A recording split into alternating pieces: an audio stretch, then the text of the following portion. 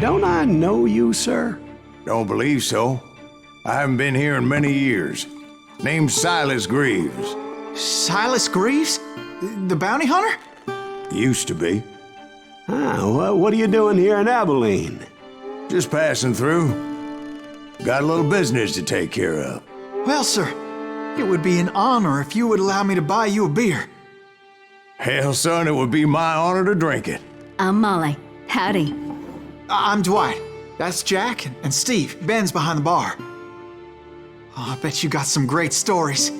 A couple. Any of them true? Jack, be nice. A few. What about your shootout with Henry Plummer's gang in Bannock, Montana? Is that where you started as a bounty hunter? That's what it says in this here dime novel. Don't believe everything you read in them dime novels, boy. First man I hunted was back when I was riding with Billy the Kid. You knew Billy the Kid? Damn right. That scrawny son of a bitch had no fear. Wouldn't back down for nobody. I heard he collected the 10 stars off any crooked lawman who crossed him. It was a war, boy. The Lincoln County War. And Billy promised his regulators would take the life of every bastard who helped bushwhack John Tunstall. Kid had a big chip on his shoulder and a hair-trigger temper. Made him dangerous as hell.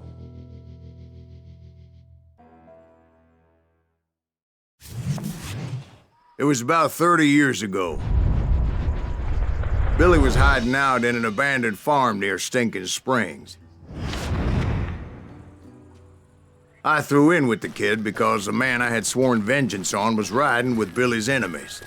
But before I tell you why I want that sumbitch dead, let me tell you what happened that day.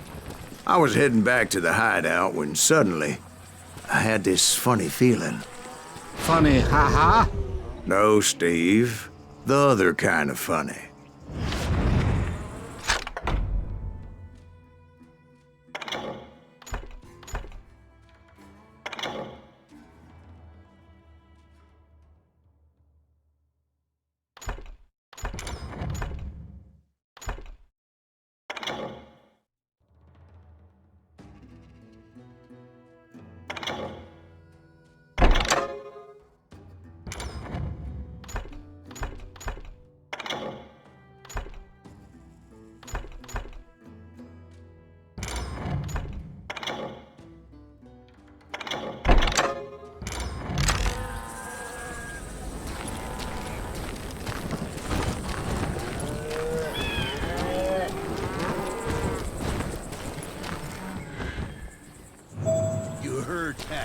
Need to stay here and keep an eye on the road. That's not fair.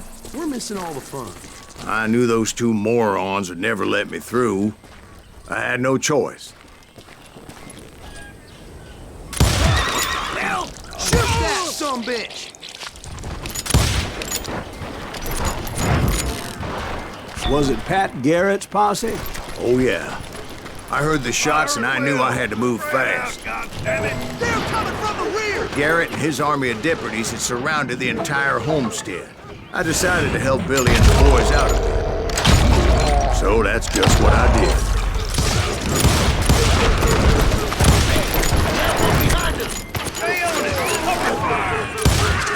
As the governor of New Mexico was paying for the kid's apprehension, Garrett was able to hire every gun hand in Lincoln County.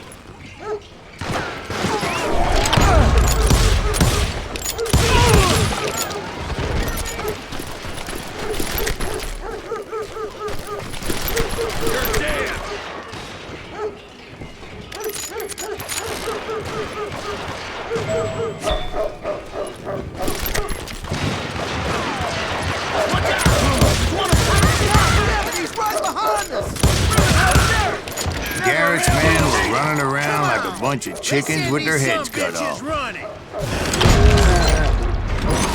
I'm putting you down.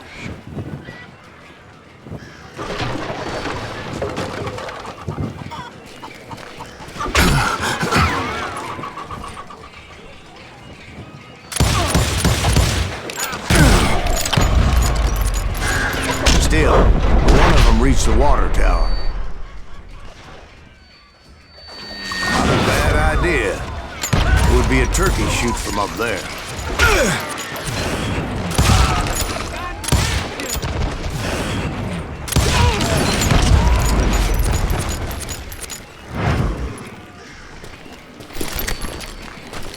Luckily, these shooters Garrett hired weren't the sharpest tools in the shed.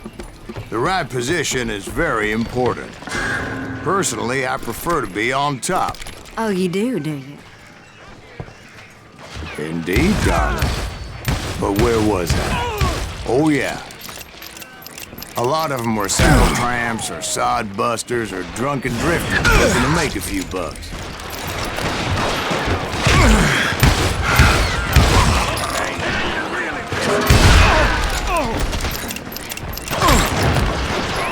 I'll do you myself.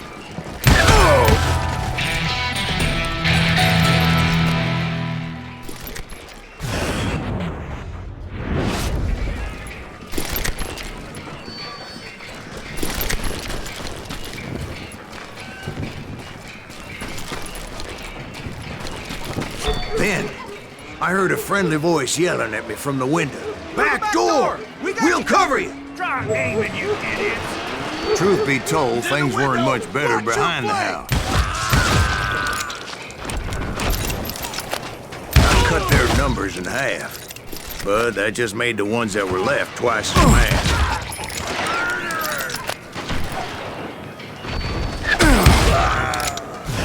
They made up for their lack of skill with a seemingly endless supply of ammo.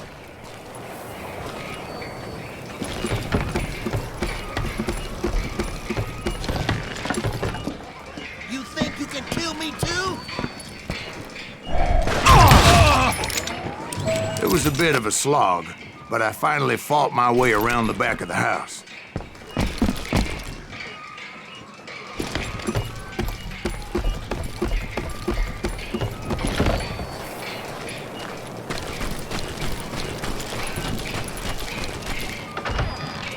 And like that, I was inside, none the worse for wear. I passed Dirty Dave, and upstairs I found Billy and Charlie Bogre.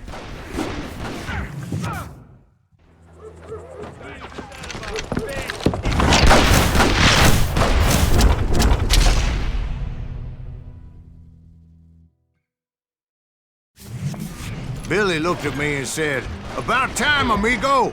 Grab a gun and get to the window." Wait, so you were friends with Billy the Kid? Yeah, sort of. Anyway, we were surrounded by dozens of deputized shooters who wanted to do us harm.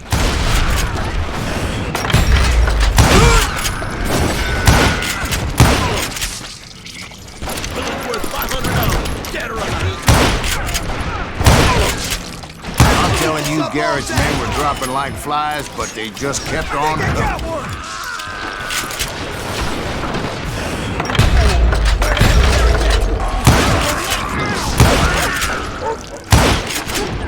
That's when Charlie got hit. "They're catching us in a crossfire," shouted Billy. "Get to the other side!"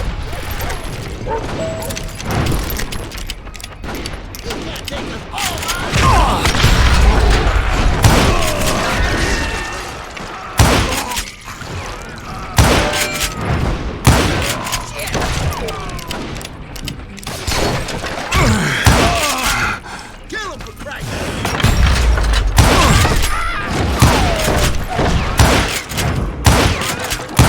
I don't know how many of those cocksuckers I personally put down, but it was pretty clear, even to Billy, that maybe discretion was the better part of valor. It means that it was time to cut and run. "They got a Gatling!" Billy shouted. "Get the horses and bring them round back. I'll draw their attention." directed that order at me. And I thought, why the hell do I have to do it?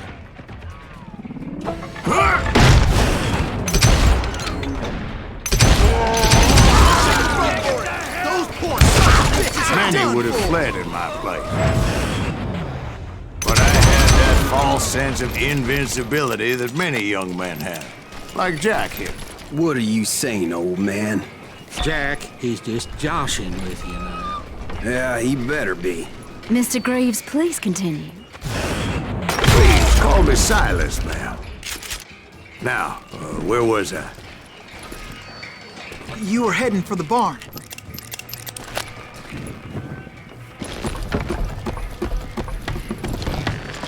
Gonna cut you a new one.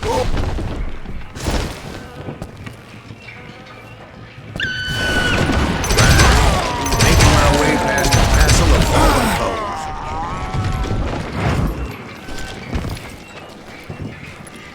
Sounds like Garrett hired a whole regiment of hired guns.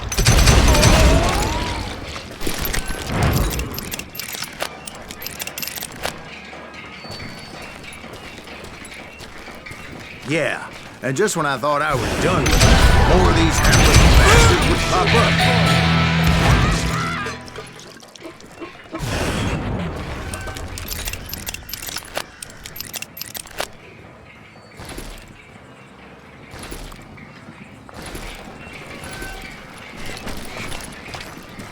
Finally, I had the stables within my reach.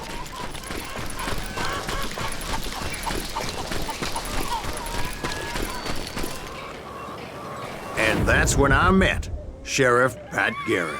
I read that you went toe-to-toe with him, sir. That backstabbing bastard with that tacked-on tin star.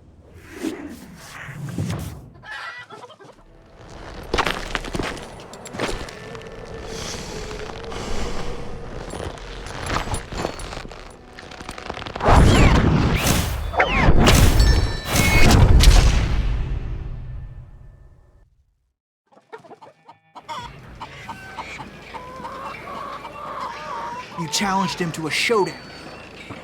You read that in a dime novel? It said he showed no fear as he took your measure with eyes like a rattlesnake.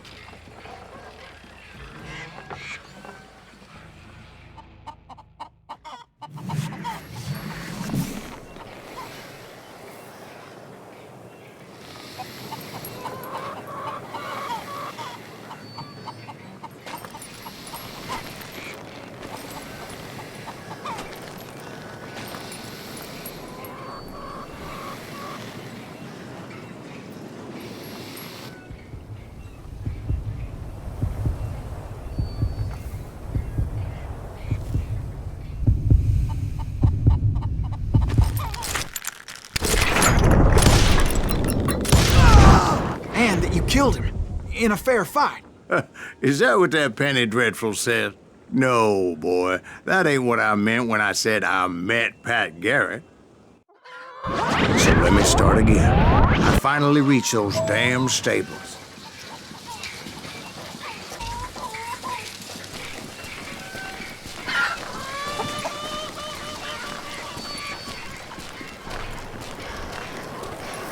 And stepped inside, and last thing I heard was Garrett's voice. That's not Billy. And go on, how did it end? And, boy, that was just the beginning.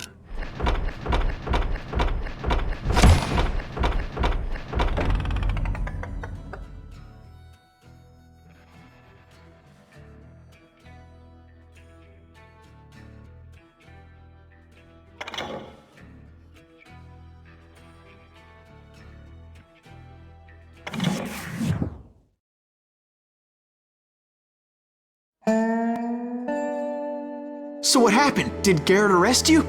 Yeah, after I came to, the bastard had clocked me with his Colt.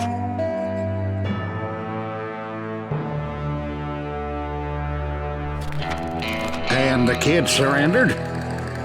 When he realized there was no getting out of there alive. So they locked you up in Lincoln? Indeed they did. Sentenced me to hang right along with the kid.